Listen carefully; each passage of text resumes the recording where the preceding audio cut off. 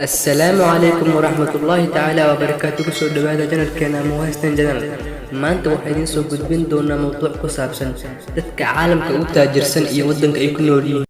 magaalada London ayaa noqotay hoyga maalqabeennada ugu badan caalamka sida lagu sheegay wargeyska Sunday Times ee UK ka soo baxa kaasoo sanad kasta shaaciya liiska dadka maalqabeennada ah. laba nin oo walaalo ah oo lagu kala magacaabo Sirri iyo Goobi Hinduja ayaa sanadkii saddexaad noqday kuwa ugu taajirsan UK, waxaana raggaas Hindida ah maalkooda lagu qiyaasaa ku dhawaad 30 bilyan oo dollar. raggaasi oo ganacsigooda uu 1940 ka soo bilowday Mumbai ayaa waxa ay leeyihiin shirkado ka shaqeeya shidaalka, gaaska, bangiyada, tiknoolajiyadda iyo hantida maguurtada ah. waxaa kaalinta labaad ku jira laba nin oo kale oo walaalo ah oo lagu kala magacaabo David iyo Simon, kuwaasoo lacag badan ka sameeyay guryaha, iibinta roogaga iyo birta. waxa ay leeyihiin maal ka badan 24 bilyan oo dollar. liiska ayaa waxaa ku qoran kunka qof ugu maalka badan UK, waxaana lagu saleeyay hantida muuqata iyo saamiyada ay leeyihiin.